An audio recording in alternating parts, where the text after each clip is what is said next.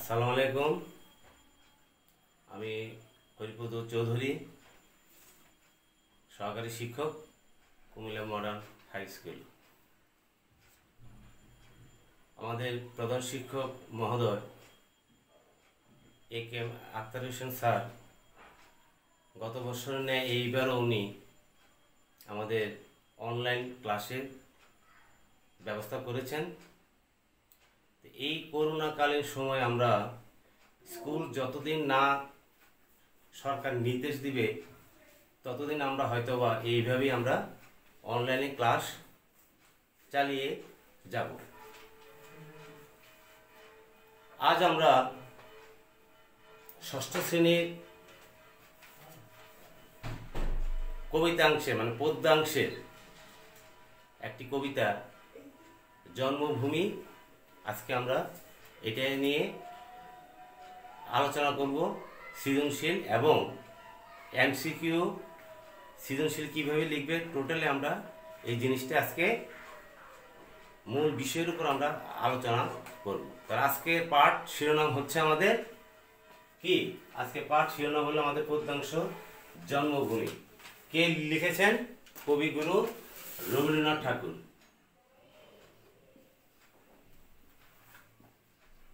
কবিগুরু রবীন্দ্রনাথ ঠাকুর এটা। তাহলে এই কবিতার লেখক কবিগুরু রবীন্দ্রনাথ ঠাকুর। তাহলে আমরা জন্মভূমি সম্পর্কে কবির একটু আমরা তার পরিচিতি আমরা একটু জানব। না জানলে তো হবে, যে রাইটারটা লিখবেন বা যে কবি লিখবেন সে তার সম্পর্কে আমাদের একটা ধারণা থাকতে হবে। ওখান থেকে তোমাদের কিছু না কিছু MCQ প্রশ্ন আসবে। তাহলে একটু শোনো। তার জন্ম আমরা জানি যে 1861 সালে 7ই মে 25শে বৈশাখ কলকাতার জোড়াসাঁকোর সম্ভ্রান্ত পরিবারে তিনি জন্মগ্রহণ করেন। তার মৃত্যু 1941 সালের 7ই আগস্ট 22শে শ্রাবণ 1338 বঙ্গাব্দ।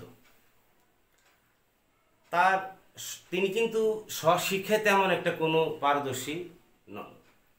আমরা যদি একটু বিশ্লেষণ করি যে তিনি 17 বছরও কিন্তু তিনি বিলেত গিয়েছিলেন ব্যারিস্টারি পড়াশোনা করার জন্য, কিন্তু সেখানে তিনি পড়াশোনা করতে পারেননি। তিনি আবার সেই মাটির টানে তিনি আবার চলে আসেন। তার উল্লেখযোগ্য কিন্তু অনেকগুলি গ্রন্থ, কবিতা, উপন্যাস ইত্যাদি উনি রচনা করেছেন। তার মধ্যে একটি কি কাব্য একটি আছে, যেমন এই কাব্যটা কি সোনার তৈরি একটা যে কাব্য আছে, তার মধ্যে সোনার তৈরি, এই সোনার তৈরি কাব্যটা তার উল্লেখযোগ্য একটি। অনেকগুলি আছে, এর মধ্যে এটা একটা। ঘরে বাইরে আছে যোগাযোগ, শেষের কবিতা একটা নাম করে একটা উল্লেখযোগ্য একটা কবিতা, শেষের কবিতা ইত্যাদি, এবং তিনি নাটকও রচনা করেছেন। রবীন্দ্রনাথ ঠাকুর গীতাঞ্জলি উনি রচনা করে, গীতাঞ্জলি সেই কাব্যটা রচনা করে উনি 1913 সালে তিনি নোবেল পুরস্কার পেয়েছেন। কত সালে সেই নোবেল প্রাইজটা পেয়েছেন? উনি 1913 সালে। কি লিখে? গীতাঞ্জলি। এটার নাম হলো গীতাঞ্জলি। দেখো শিক্ষার্থী বন্ধুরা, আমরা তো একটু আমরা খেয়াল করি যে এই গীতাঞ্জলি উনি রচনা করে 1913 সালে উনি কি করেছেন? নোবেল পুরস্কার পেয়েছেন। সেই নোবেল পুরস্কারটা যখন উনি পেলেন সেটা 1913। আমাদের ভাষা আন্দোলন কিন্তু এর অনেক পরে। তাহলে আমাদের এই বাঙালি জাতিকে বিশ্বের দরবারে কিন্তু রবীন্দ্রনাথের একটা অবদান অনেক বেশি। দেখো 1913 সালে যে একটা বাংলা ভাষা আছে সেটা বিশ্বের দরবারে কিন্তু বাংলা ভাষার উপর, এবং এই গীতাঞ্জলি রচনা করে তিনি কি নোবেল পুরস্কার পেয়েছেন। এই এশিয়া সাবকন্টিনেন্টের মধ্যে উনি এই প্রথম। কে সেই ব্যক্তি? হলো কবিগুরু রবীন্দ্রনাথ ঠাকুর। তাহলে আমরা দেখো তার বিশেষ আরো কিছু কি আর অনেকগুলি তার পরিচিতি আছে, যেমন এর মধ্যে সাহিত্যিক তিনি একজন শিক্ষাবিদ এবং একজন তিনি গীতিকার, এমনকি তিনি একজন সুরকার, অভিনেতা, নাট্যকার, নাট্য নির্দেশক এবং তার লেখা আমার সোনার বাংলা যে গানটি আছে আমাদের দেশে জাতীয় সঙ্গীত, সেটিও তার রচনা। শিক্ষার্থী বন্ধুরা, তাহলে আমরা তার সম্পর্কে আমরা তার জন্ম পরিচিতি, তার সম্পর্কে একটা আমরা ধারণা পেলাম। সেই জন্মভূমির লেখক কবিগুরু রবীন্দ্রনাথ ঠাকুর।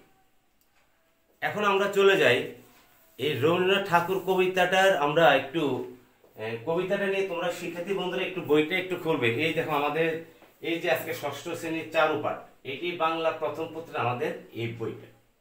তোমরা একটু বইটা খুলো সবাই। বইটা খুলে আমরা একটু কবিতাটা একটু আবৃত্তি করি এবং তার কিছু আনুষঙ্গিক অর্থগুলি আমরা একটু জানার চেষ্টা করি। জন্মভূমি একটু ভালো করে শিক্ষার্থী বন্ধুরা তোমরা একটু খেয়াল করবে, অর্থটা একটু বোঝার চেষ্টা করবে। দেখো, কেন অর্থটা না জানলে কবিতাটার কোনো তোমার চলবে না, কারণ অর্থটা তোমাকে জানতে হবে কবি এখানে কি বলেছেন। সার্থক জনম আমার জন্মেছি এই দেশে, সার্থক জনম মাগো তোমায় ভালোবেসে। এখানে কবি বারবার বলেছেন এই দেশে তিনি জন্মগ্রহণ করে তিনি নিজেকে ধন্য এবং সার্থক মনে করেছেন।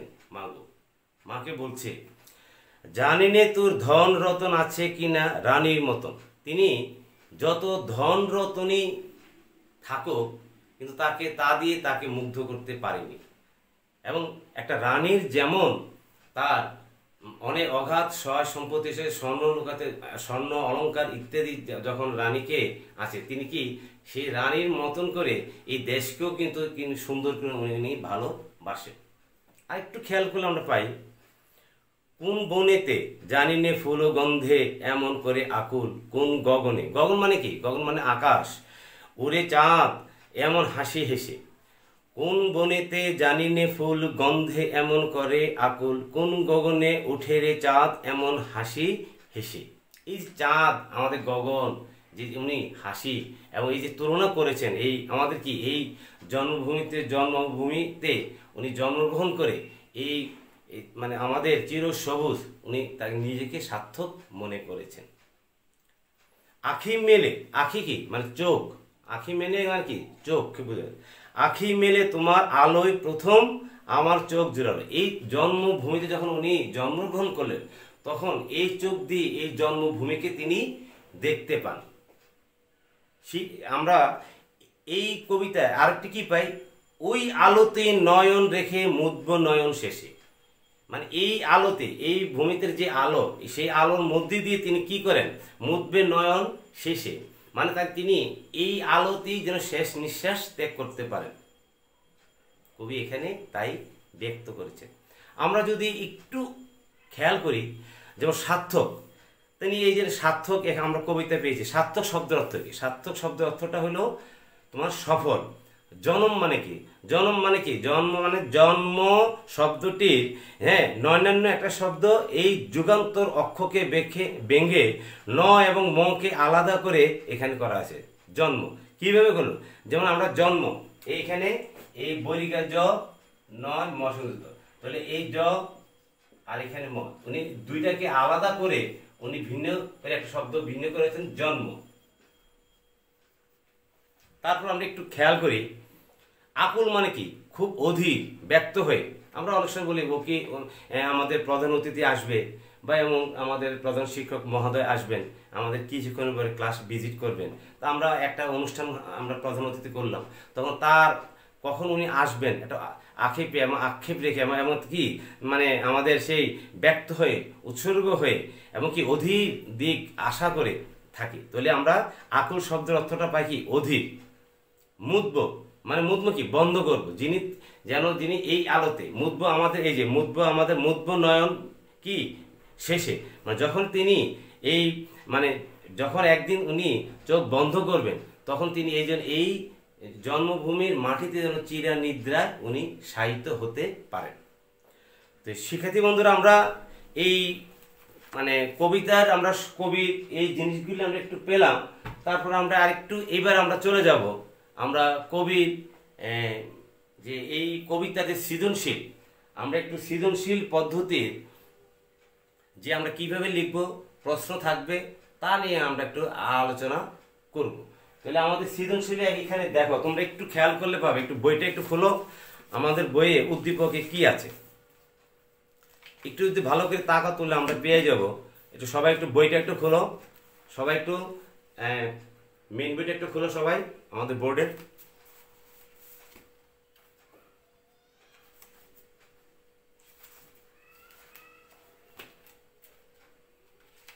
দেখো আমরা এখানে একটা আমাদের উদ্দীপক এখানে কিন্তু আমাদের দেওয়া আছে। সেই উদ্দীপকটা কি দেখো, একটু ভালো করে সবাই একটু খেয়াল করো, কারণ উদ্দীপকটা সঙ্গে মিল রেখে কিন্তু তোমার প্রশ্নটা তৈরি করতে হবে। সেই জন্য আমাদের মনোযোগ সহকারে উদ্দীপকটা আগে খেয়াল করবে। এখন যদি আমরা একটু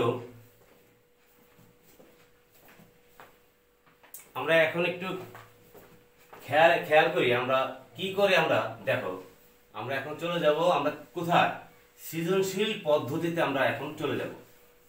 কিভাবে আমরা সৃজনশীল লিখব এটা নিয়ে আমরা বোর্ডের যে আমাদের পাঠ্য বই আছে সেটা নিয়ে আমরা আলোচনা করব। তাহলে সৃজনশীল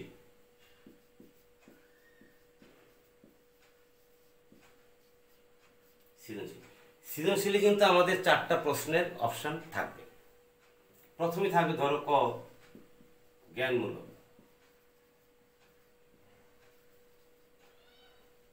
খ অনুধাবন, গ প্রয়োগ, ঘ উচ্চতর দক্ষতা।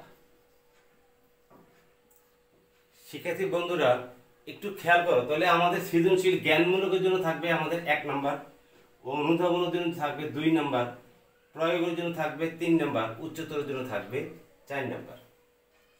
তোমার কিন্তু প্রশ্নের মধ্যে কিন্তু মোট 11টা আমাদের প্রশ্ন দেওয়া থাকবে, এর থেকে 60টা প্রশ্ন তোমাকে উত্তর দেওয়া লাগবে।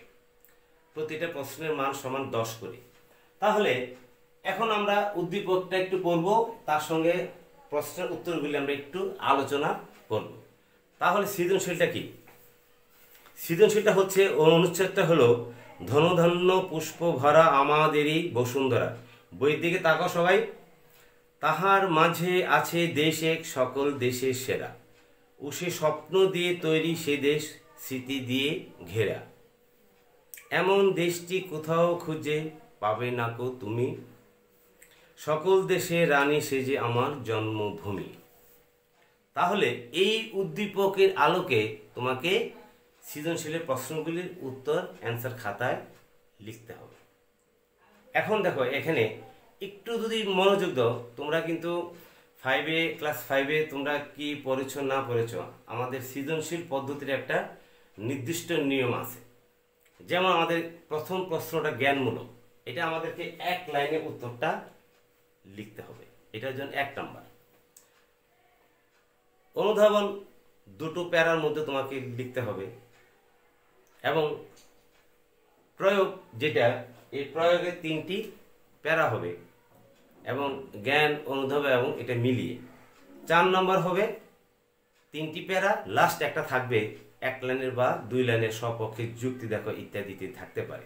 যেমন এখানে বলছে উদ্দীপক ও কবিতা, যেমন কবিতা জন্মভূমিকে রানী সম্বোধন করার যুক্তিকতা ব্যাখ্যা করো। তো তুমি বলবো যে এই কবিতায় এই যুক্তিকতা আমার মতে যথার্থ হয়েছে বা এই আমি পরিপূর্ণ বলা যায়, এরকম একটা লাইন লিখতে হবে, এইটার জন্য 1 নাম্বার।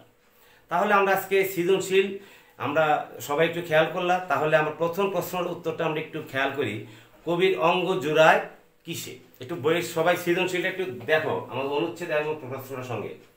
তাহলে আমরা যদি এখানে পাই, তাহলে আমরা কি প্রথম আমরা যদি একটু প্রশ্নটা একটু খেয়াল করি, একটু তোমরা, কবির অঙ্গ জোড়ায় জন্মভূমির ছায়া, এটার উত্তরটা হবে কি? এটা প্রশ্নটা হলো কবির অঙ্গ জোড়ায় কিসে, তাহলে কবির অঙ্গ জোড়ায় আমাদের কি তার জন্মভূমির ছায়া, এটা হবে অ্যান্সার। 2 নম্বর প্রশ্নটা হলো তোমরা দেখো, কবির শেষ ইচ্ছা কি? কবির শেষ ইচ্ছা ব্যাখ্যা করো। কবির শেষ ইচ্ছাটা কি ছিল? আমরা কবিতায় কি পেয়েছি, তার ইচ্ছা কি ছিল?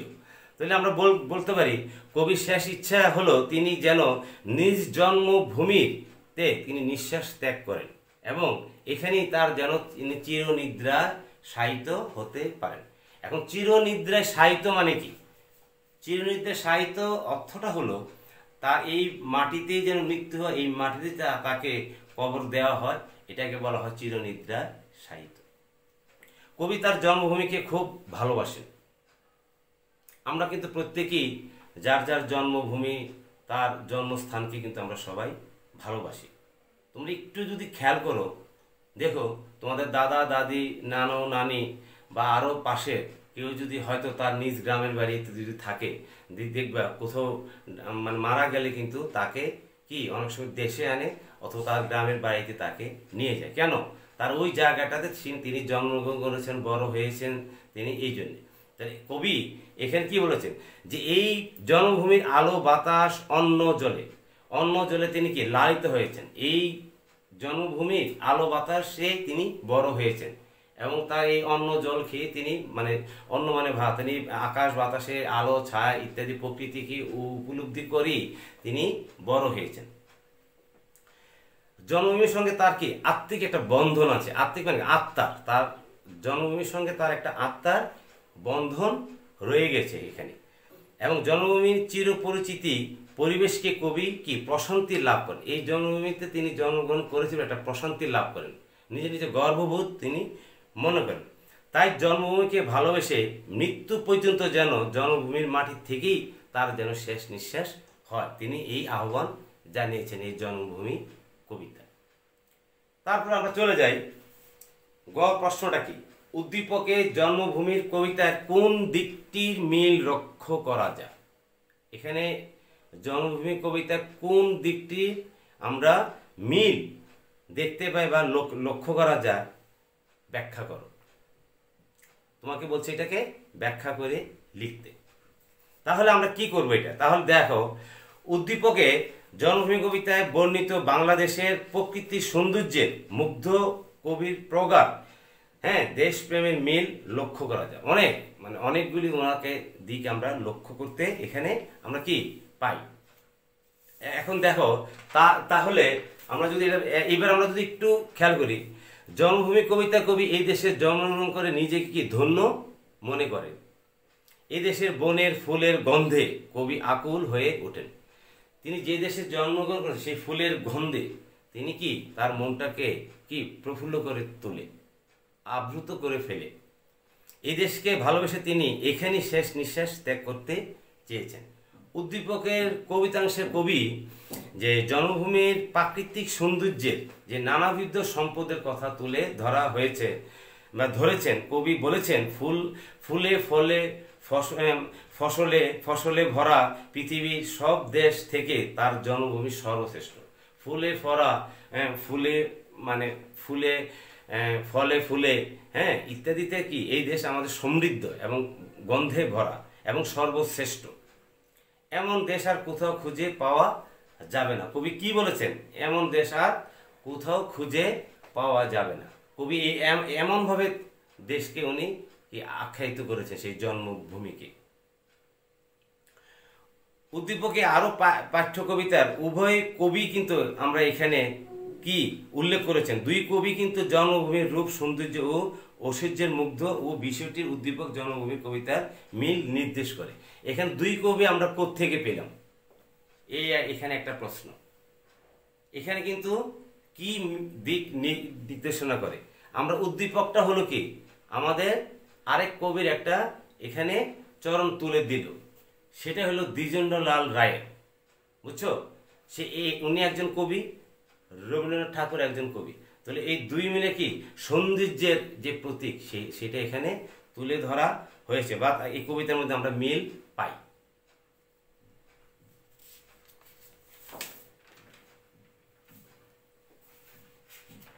এখন দেখো আরেকটি প্রশ্ন কি আছে, লাস্টের প্রশ্নটা আমরা একটু আলোচনা করি। উচ্চতর দক্ষতা, এটা কিন্তু 4 নাম্বার। তাহলে উদ্দীপক প্রশ্নটা হলো উদ্দীপক ও কবিতা, তোমরা একটু খেয়াল করো ভালো করে, 4 নম্বরে আমাদের প্রশ্নটা। উদ্দীপক ও কবিতায় জন্মভূমি রানী সম্বোধন করার যৌক্তিকতাটা ব্যাখ্যা, কেন উনি রানীর সঙ্গে তুলনা করেছেন। রানী এখানে বলা হয়েছে বারবার, দেখো, উদ্দীপক ও কবিতায় জন্মভূমিকে রানী সম্বোধন করার যৌক্তিকতাটা ব্যাখ্যা করো। তাহলে আমরা এখানে বলতে পারি উদ্দীপক জন্মভূমি কবিতার কবিদ্বয় মানে কবিদ্বয় মানে দুইজন কবিকে বলা হয়। কবিদ্বয় তাদের মাতৃভূমির যে গুণ ঐশ্বর্যের দিকটি আছে সেই দিকটি রানী বলে সম্বোধন করেছে। এই দেশের জন্ম গ্রহণ করে জন্মভূমিকে ভালোবাসতে পেরে কবি রবীন্দ্রনাথ ঠাকুর তার জীবনের সার্থকতা কিন্তু তিনি অনুভব করেছেন। রানী যেমন প্রজার সমস্ত সুযোগ সুবিধার কথা চিন্তা করেন, রানী কি করেন, প্রজার সবকিছু, তার সুখ দুঃখ ইত্যাদি উনি চিন্তা করেন, তেমনি দেশমাতা ও তার সন্তানদের জন্য ফুল ফসলের কি তোমার ঢালি ভরে দিয়েছেন। কবির কাছে যা অসহ্য সমতুল্য, খুব সুন্দর প্রকৃতি।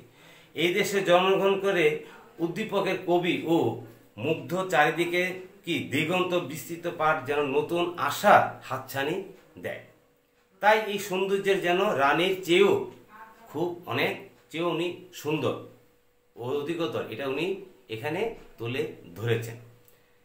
এখন ধরো আমরা এই উদ্দীপকের আমরা যদি একটু খেয়াল করি, উদ্দীপকের কবি মানে এই পাঠ্য কবিতায় আমাদের কি কি মানে পরিলক্ষিত হয়। কবি মাতৃভূমির স্নেহ ছায়া যে সুখ ও শান্তি লাভ করেছেন তা কি অতুলনীয়, এটা কারোর সঙ্গে তুলনা করা হয় না। রানী যেমন সুন্দর ও পরিপাটি হয়ে থাকেন, এখানে কবি কি বলেছেন যে তাকে রানীর সঙ্গে তুলনা করেছেন।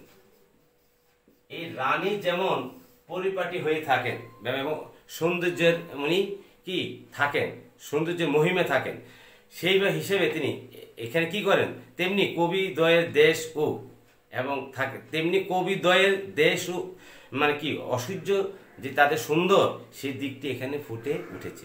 তাই তাদের জন্মভূমি দেশকে রানীর সঙ্গে তুলনা করেছেন। তা আমরা এই একটা লাইন লাস্টে লিখবো, এই দিক লক্ষ্য করেই মানে তারা কি বল লাস্টে বলছে যে রানী সম্বোধন করার যৌক্তিকতা ব্যাখ্যা করো বলছে। তাহলে আমরা লাস্টে একটা লাইন লিখবো, এই দিকটি লক্ষ্য করেই কবিদ্বয় তাদের জন্মভূমির দেশকে রানীর সঙ্গে তুলনা করেছে। শিক্ষার্থী বন্ধুরা, আমরা সৃজনশীল প্রশ্নের ধারণা এবং আমরা কিভাবে লিখব আমরা আমরা পরিলক্ষিত করলাম।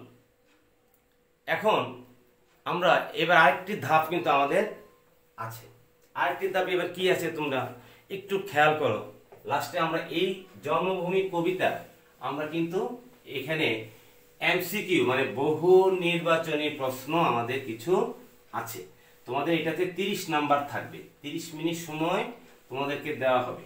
এটাকে বলা হয় কি, এটাকে বলা হয় বহু নির্বাচনী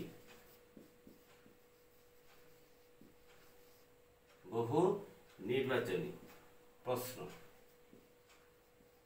এটার জন্য সময় থাকবে 30 মিনিট, 30টার জন্য 30 মিনিট। এখন ধরো এটার 1 নাম্বার একটা আমি উত্তর দেখাই তোমাদেরকে। 1 নাম্বার ধরো প্রশ্নটা, এখন 1 নাম্বার প্রশ্নটা তুমি এখন দেখো, 1 নাম্বার প্রশ্নটা তুমি ধরে নাও যে কবির মন আকুল হয় কিসে। তাহলে প্রশ্নটা হলো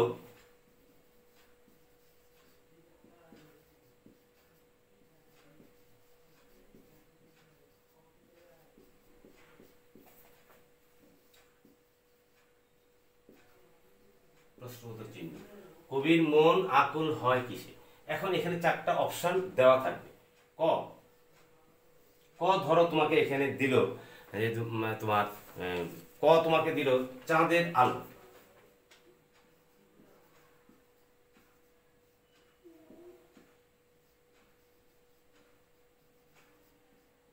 চাঁদের আলো। খ তোমার মনে করো ধরো গাছের ছায়া।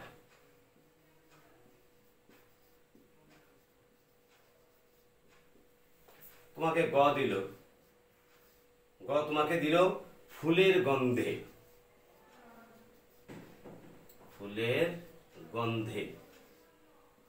ঘ দিল জন্মভূমির আলো,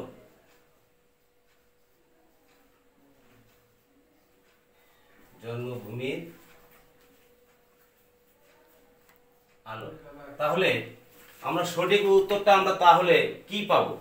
তাহলে আমরা সঠিক উত্তরটা এখানে যেটা হবে সেইটাই কি তোমাকে কালো বল পেন দিয়ে তোমাকে বৃত্ত ভরাট করতে হবে।